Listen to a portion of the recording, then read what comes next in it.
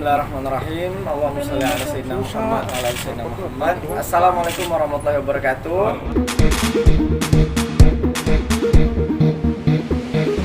Waalaikumsalam. Apa kabar teman-teman wartawan? Semoga sehat. Syakir mengucapkan terima kasih banyak atas waktunya teman-teman wartawan. Dan Syakir juga mohon maaf mungkin beberapa belakangan hari ini ada berita tentang Syakir dan Syakir klarifikasi sekarang karena kemarin juga kita ada karantina PSBB dan Syakir juga sedang fokus di bulan Ramadan.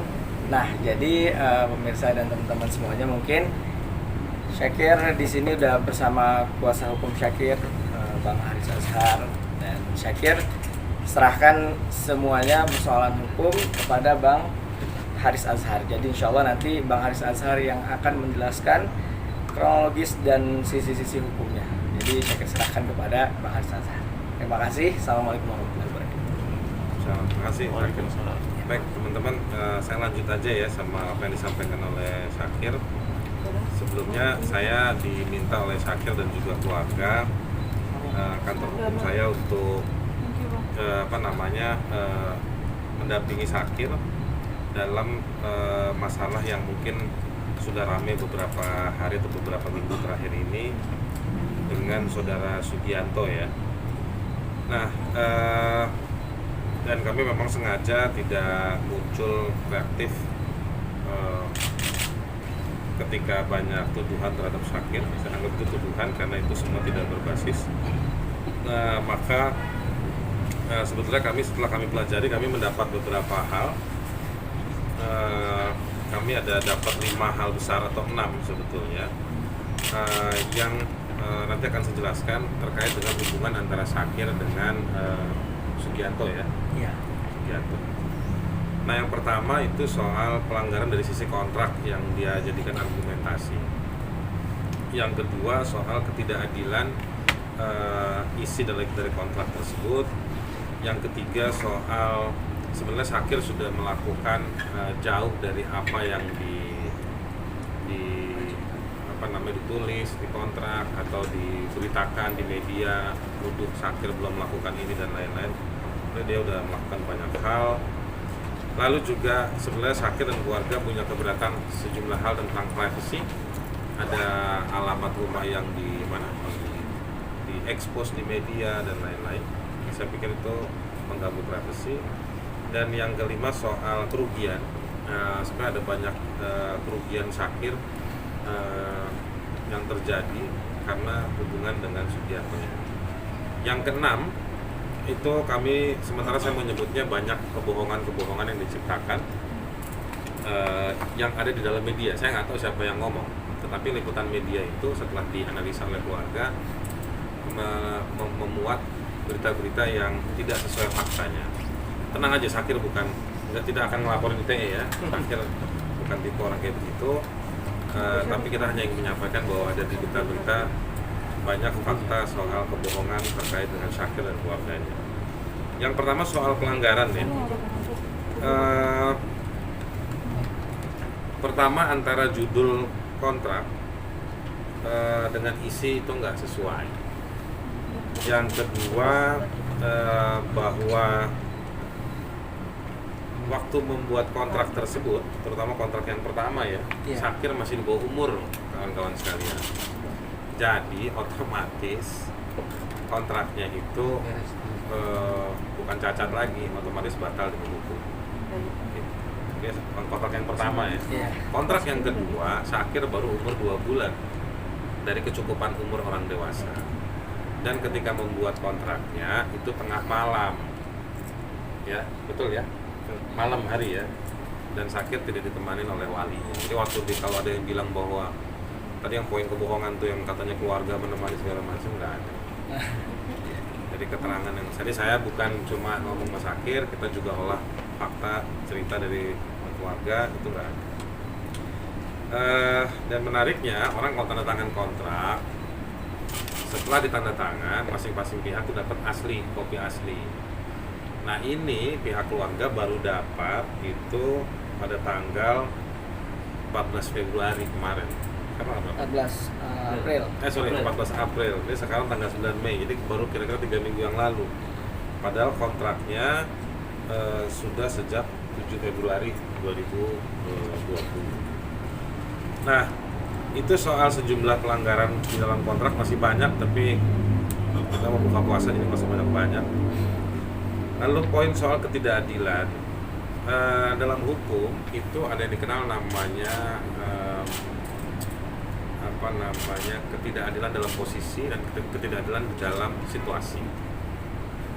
Nah, Syakir dengan pihak di dalam kontrak tersebut ada situasi di mana ketidakadilan dalam situasi.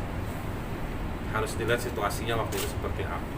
Jadi nggak bisa hanya melihat soal sepakat semua tanda tangan, nggak bisa gitu. Lalu dalam perjanjian tersebut berlaku seumur hidup, gitu. Luar biasa. Nah, perjanjian itu harus ada waktunya, baik ada waktunya, dan nggak bisa berlaku seumur hidup, karena hal yang diperjanjikan juga bukan hal yang berlaku kekal. Gitu. Jadi ini lucu, kontraknya berlaku seumur hidup. Lalu Syakir tidak boleh bikin komitmen dengan pihak ketiga manapun dalam perjanjian tersebut. Dan Syakir tidak paham hal-hal ini ketika menandatangani perjanjian ini. Lalu ganti rugi. Kan dalam perjanjian itu biasanya ada hak dan kewajiban. Kalau haknya tidak dipenuhi oleh salah satu pihak yang dirugikan bisa minta ganti rugi. Nah, dalam kontrak ini itu hanya berlaku pada si orang tersebut, si Syakirnya enggak. Jadi Syakir kalau masih dirugikan, dia enggak punya fasilitas menuntut ganti rugi, kan lucu. Nah, lalu beban membuat konten YouTube ada di Syakir. Dan memang dalam prakteknya, dalam poin berikutnya yang telah dilakukan oleh Syakir, banyak video yang diupload di akun YouTube-nya yang kemudian dikelola oleh Sugianto CS itu yang bikin adalah Syakir, dari mulai idenya, produksinya, dan juga finalisasinya, promonya. Ada yang idenya pihak sana, tetapi Anda semua bisa lihat di dalam akun YouTube tersebut itu nggak sukses ya, yang produknya mereka ya, kira-kira begitu. Nah, jadi sebetulnya Syakir udah membantu kasih rezeki pihak sana, udah banyak kasih membantu, branding juga Syakir yang mengerjakan gitu. Nah, pemilihan lagu Syakir yang lakukan sendiri. Lalu soal privacy,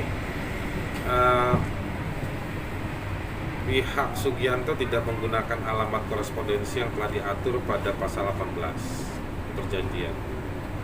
Lalu pihak Sugianto juga menyebarkan alamat pribadi ketika press conference beberapa waktu yang lalu ke media-media.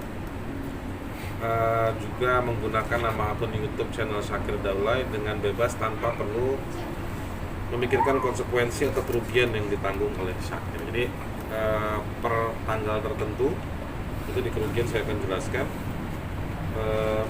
itu akun YouTube-nya sudah dirubah passwordnya Syakir, jadi sudah tidak bisa akses. Jadi Syakir sudah tidak bisa akses, otomatis dengan password yang lama Syakir nggak bisa lagi masuk ke akun YouTube tersebut. Kerugiannya, royalti dari akun YouTube channel Syakir belum pernah diberikan oleh Sugianto kepada Syakir. Sugianto tidak pernah mengirim laporan penjualan kepada pihak Syakir. Pihak Syakir juga telah mengeluarkan biaya produksi sendiri, tadi yang poin telah prestasi yang sudah dilakukan dari setiap konten yang seharusnya itu menjadi biaya produksinya si Sugianto juga. Syakir Daulay dianggap telah mengklaim karya cipta orang lain dan melakukan kebohongan publik terkait lisensi lagu Aisyah ketika persoalan ini berkembang di publik, tapi tidak ada penjelasan soal tersebut dari pihak Sugianto. Saya mau tanya Mas Syakir, apa tanggal berapa itu yang sudah nggak bisa masuk lagi ke akunnya? Sekitar 10 April. 10 April ya, iya 10 April. Jadi pas 10 April Syakir sudah tidak bisa lagi mengakses dan dikuasai oleh si Sugianto.